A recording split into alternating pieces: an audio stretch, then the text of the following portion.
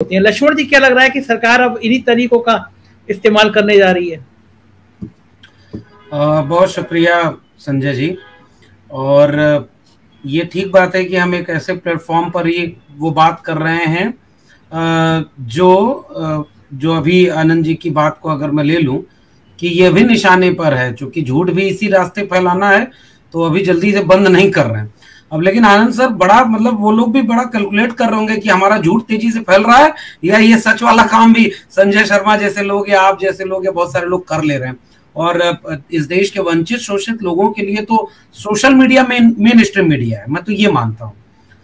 बाकी बिकने का सवाल संजय जी आते हैं इस बात पर भी कि मैं ये बात क्यों बोल रहा हूँ कि सोशल मीडिया ही मेन स्ट्रीम मीडिया है।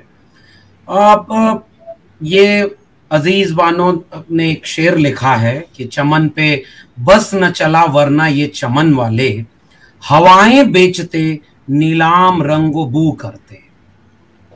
इनका बस नहीं चला इस पर, तो बेच रहे हैं। वो पहले 2014 के पहले उन्होंने ख्वाबों को बेचा था कि हम आएंगे तो 2 करोड़ रोजगार देंगे, ये देंगे, जो हम लोग बहुत रिपीट करते हैं। जब उनको मौका मिल गया तो वो बारी बारी एक एक चीज बेच रहे हैं। अब आज चूंकि बात हम लोगों की बेचने और खरीदने पर ही हो रही है, तो अब मेरा रेफरेंस, मैं मीडिया का व्यक्ति नहीं हूं, आप हैं, हमारे वरिष्ठ लोग हैं, वो मीडिया वाले हिस्से से कोण से ये बात कहेंगे। मैं इस बेचने खरीदने की प्रक्रिया पर और इससे क्या प्रभाव पड़ेगा भारतीय जनतंत्र पर, मैं इसी संदर्भ में अपना विश्लेषण रखना चाहूंगा। मसलन पहली बात तो ये बिल्कुल स्पष्ट है संजय जी कि देखिए, सब कुछ एक बाजार में रख दिया गया है। बड़े अर्जित लोकतंत्र भारत का असल में है, बहुत कमाया गया था। वो जिसको बचाए रखने में अजदाद बिक गए, हमने उसी हवेली को नीलाम कर दिया। तो जो बहुत कमाई हुई चीज थी वह लोकतंत्र अब एक बाजार में रखा हुआ है। अब देखिए, उस लोकतंत्र को जो जो मजबूत कर सकता था वो सब या तो डरा करके अपने में मिलाए गए और या तो नहीं झुके, नहीं दबे तो खरीद लिए गए। ये पैटर्न इस वक्त पूरे देश में चल रहा है।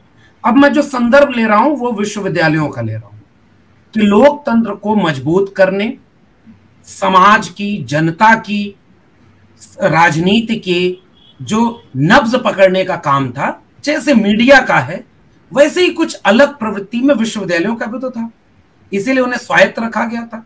सिलेबस आप बनाएंगे, एक विश्वविद्यालय को यह अधिकार होगा कि वो सिलेबस बनाए, वो क्या पढ़ाए, वो एक स्वायत्त संस्था तय करेगी। सरकारों के आने जाने से तय नहीं होगा कि विद्यार्थियों को क्या पढ़ाया जाएगा, फीस कितनी होगी, तमाम चीजें क्या होंगी, वो स्वायत्तता के साथ तय किया जाता था। और फिर अभी जोड़ूंगा इस बात को भी कि ये कोई 2014 में नहीं शुरू हुआ। थोड़ा सा हमें इस बात को भी गौर करना चाहिए कि मीडिया के खरीदने बेचने का खेल भी जैसे 2014 में नहीं शुरू हुआ, पहले भी बहुत सारे गुनाह होते रहे हैं। ये वाले हुक्मरान क्या है कि उस गुनाह को बहुत तेज कर दिए हैं और बहुत जल्दी इनको भरोसा है कि बहुत दिन तक हमको लोग मौका नहीं देंगे, तो जल्दी जल्दी सारा काम कर दो। तो ये सारे काम तो 90 के बाद शुरू हो गए न्यू लिबरल पॉलिसीज में।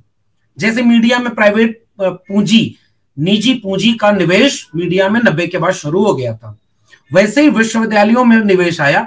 लेकिन इन्होंने एक शिक्षा नीति ऐसी बना दी कि विश्वविद्यालय बिक गए। तो अब जो बोल सकता था वो अब खामोश होगा। तो इसलिए ये जो मीडिया में एक आवाज दिखती है एनडीटीवी की या और उसमें एक पत्रकार की, उसे भी खामोश कर देना, तो बाकी सब तो उनके पास ही है। तो ये बेचना और खरीदना एक पॉलिसी के तहत हो रहा है। ये किसी एक व्यक्ति से डर करके या किसी एक चैनल से, भाई मैं अगर एक ईमानदारी से बात कहूं कि उसी एनडीटीवी में कितने पत्रकार थे जो बहुत कुछ वही काम कर रहे थे जो बाकी लोग भी कर रहे थे।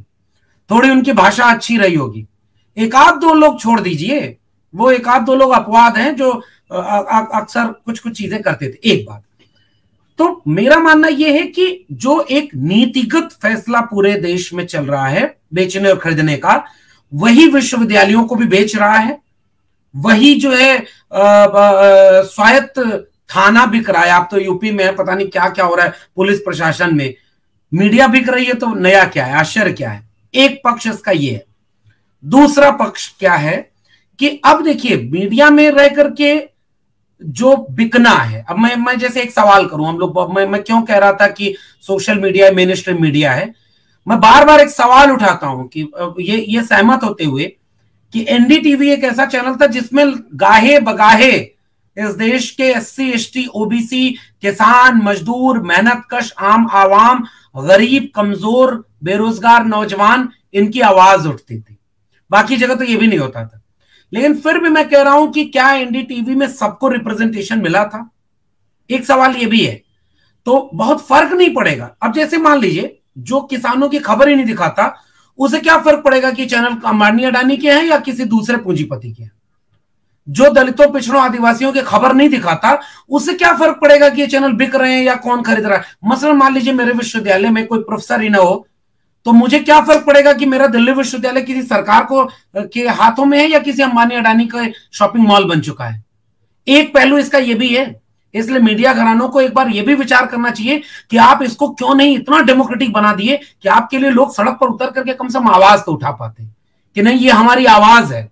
हाँ देखिए, आज मीडिया घरानों में जो आवाज है थोड़ी बहुत, उनको लोग कितना प्यार करते हैं।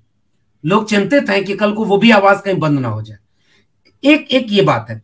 तीसरा पहलू इसका है कि खामोश कर देना तो इस मुल्क के हुक्मरां की आदत है। अब मैं बस लिटरेचर से जोड़ दे रहा हूं, चूंकि मीडिया की बात है तो बहुत उधर नहीं जाऊंगा।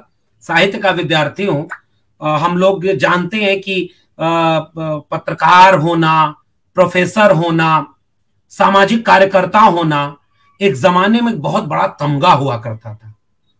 पत्रकार को कोई परेशान नहीं करता था। अब पत्रकार ही परेशान है, वो अपनी खबर भी नहीं दिखा सकते, वो अपने ही चैनल पर अपनी खबर नहीं दिखा सकते। प्रोफेसर को इतना परेशान कर दिया गया। रविकांत जी तो बैठे हुए हैं। एक बार विश्वविद्यालयों में क्या स्थिति है, जो बोल रहा है उसके ऊपर कितने तरह के हमले हो रहे हैं, ये बिल्कुल क्लियर है।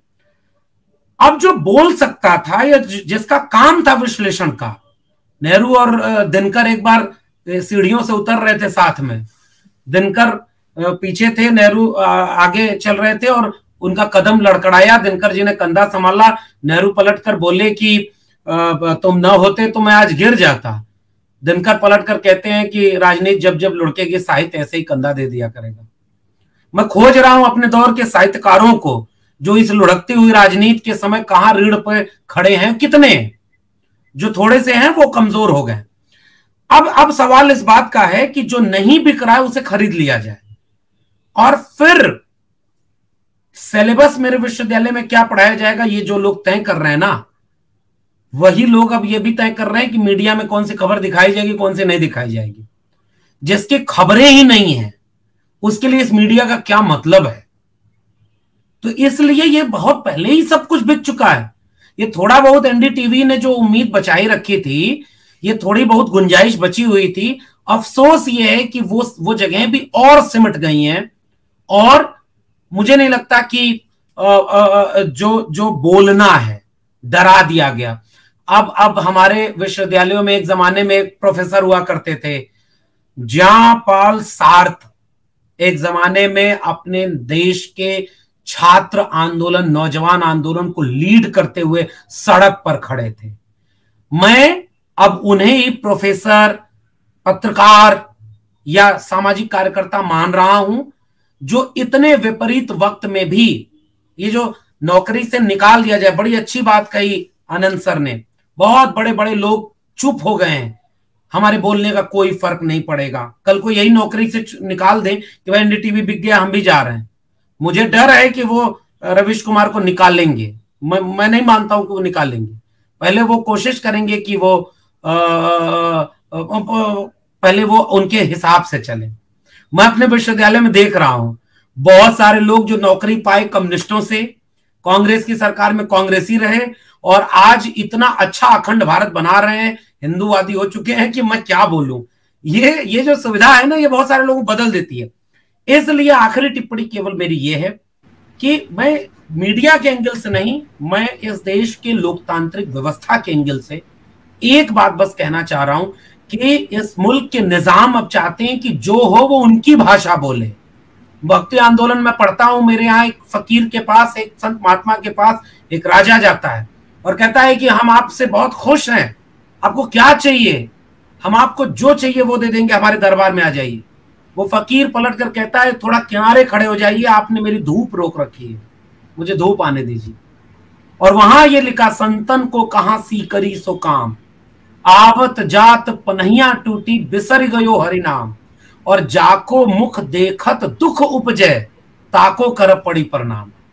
हमारी विरासत में ये जो रीढ़ वाले लोग थे, उनके दम पर हम हैं। अफसोस ये है कि वो हर जगह बहुत कम हो गए हैं, और इतना निशाना बनाया जा रहा है उनको कि उनके साथ हमारा समाज भी नहीं खड़ा हो रहा है। फिर कौन बोलेगा आपके लिए भाई? आप अपने पत्रकार के लिए नहीं खड़े हुए। मिर्जापुर का वो पत्रकार संजय जी, आपने जरूर उस पर खबर चलाई होगी कि मिड डे मील में नमक और रोटी मिल रही थी और जेल हुई उस पत्रकार को ये खबर दिखाने के लिए। बलिया में पत्रकार को जेल हुई, पत्रकार मारे जा रहे हैं, और पत्रकार के लिए नहीं बोल रहे हैं, प्रोफेसर के लिए नहीं खड़ा हो पा रहा है। फिर जनता किसके लिए खड़ी होगी? मुझे चिंता इस बिकने और खरीदने के खेल में, वो जो बोलने वाली आवाजों के खामोश कर देने के बाद लोकतंत्र के साथ जो नुकसान होगा, उसकी चिंता है। शुक्रिया। बिल्कुल, बहुत सही, बहुत अच्छी बात की लक्ष्मण जी ने।